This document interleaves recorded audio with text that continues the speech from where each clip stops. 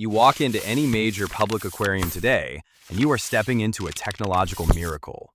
In Atlanta, Georgia, you can stand before a 6 million-gallon tank and watch a whale shark, the largest fish on Earth, swim lazily past. In Okinawa, Japan, giant manta rays execute slow-motion backflips just feet from your face. But if you look closely at these massive, simulated oceans, you will notice a glaring, universal absence.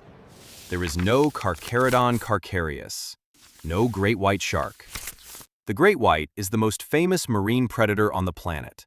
Its silhouette is instantly recognizable, its name synonymous with the wild, untamable power of the ocean.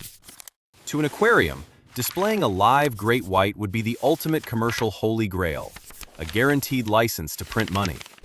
Yet from San Diego to Shanghai, not a single one exists behind glass. This isn't for a lack of trying. For nearly 50 years, some of the wealthiest, most technologically advanced marine institutions on Earth waged a desperate million-dollar war against biology to put a great white shark on display. And they lost, every single time. To understand why is to understand a story of biological constraints, logistics at the edge of human capability, and a sixth sense that turns a state-of-the-art aquarium into a sensory hell. Our obsession with the great white shark reached a fever pitch in the summer of 1975. The blockbuster movie Jaws transformed the great white from a marine curiosity into a terrifying pop culture icon. Suddenly, everyone wanted to see one. And where there is intense public fascination, there is massive commercial incentive. Throughout the 1970s, 80s, and 90s, marine parks rushed to cash in. SeaWorld, the Steinhardt Aquarium in San Francisco, and various institutions across the world launched expensive capture campaigns. They caught young sharks, transported them in specialized tanks, and released them into their grandest exhibits. The results were catastrophic. Almost immediately upon entering the tanks, the sharks would stop eating. They grew disoriented, swimming in erratic, frantic patterns. Most died within a few days, some within hours.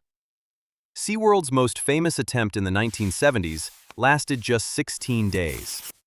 By the end of the 20th century, the record for keeping a great white shark alive in captivity was a dismal failure. The shark simply refused to adapt to our artificial worlds. But why? The first and most fundamental barrier is breathing. Most fish you see in an aquarium, like groupers or even nurse sharks, breathe using a process called buccal pumping.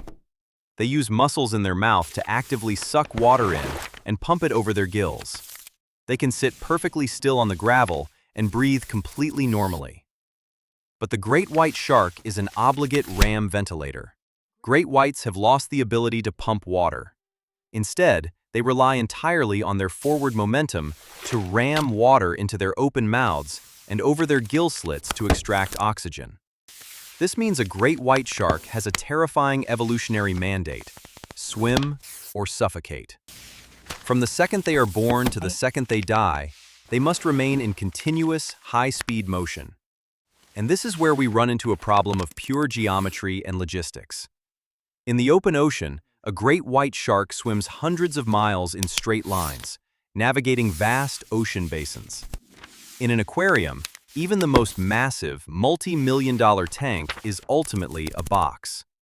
When a pelagic shark is placed in a tank, it has to constantly turn.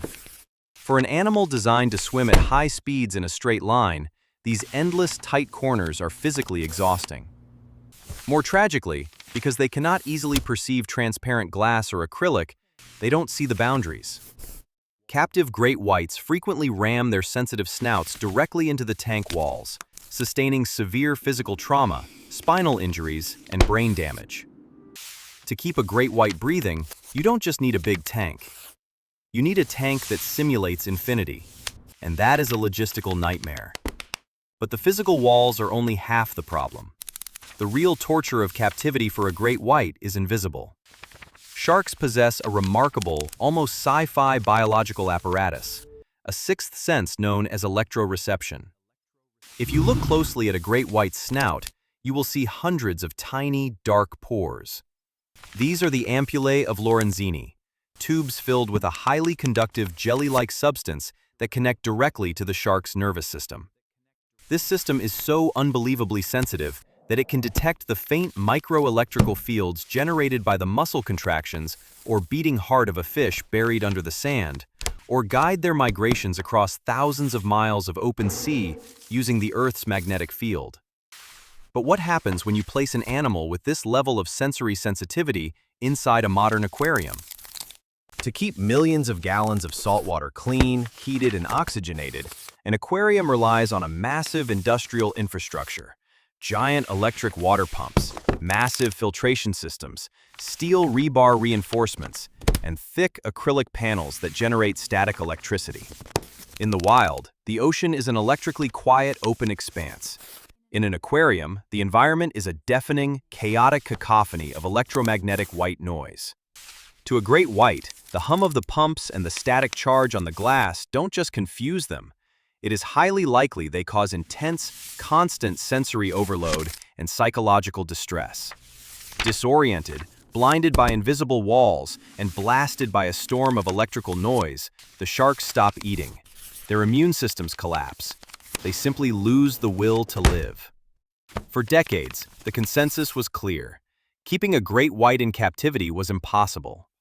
But in 2004, the Monterey Bay Aquarium in California decided to try a completely different, highly scientific approach. First, they abandoned the idea of capturing adult sharks. Instead, they targeted young, juvenile sharks that were small enough to transport and hadn't yet adapted to the endless migrations of adulthood. Second, they didn't just dump the shark into a tank.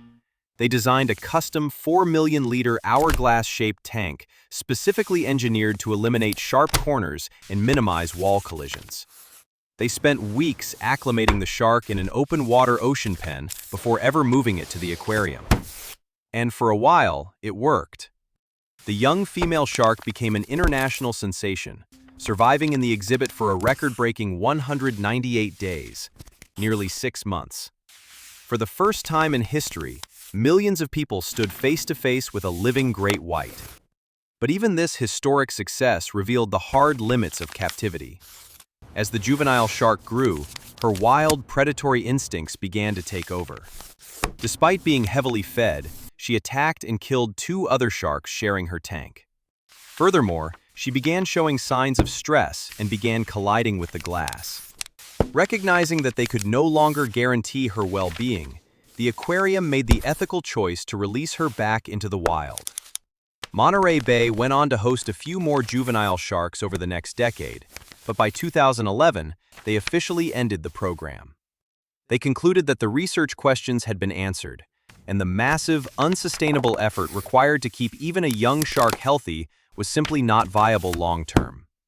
The final nail in the coffin came in 2016, when an aquarium in Okinawa, Japan, attempted to display an adult 11.5-foot great white.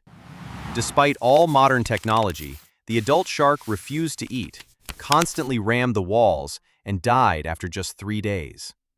Today, the global aquarium industry has largely given up on the great white, and that is a profoundly good thing.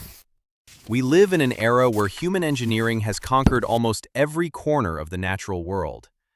We have cleared rainforests, tunneled through mountains, and built cities that touch the sky. We have learned to breed, domesticate, and display almost every creature on Earth. But the great white shark remains a stubborn, beautiful exception. Its refusal to live in our glass boxes is a reminder of a simple, humbling truth. Some things are too big, too wild, and too perfectly adapted to the infinite expanse of our planet to ever be contained. The great white shark belongs to the open ocean, and perhaps the best way to appreciate its majesty is to accept that we can only ever meet it on its own terms, in the wild, untamed deep.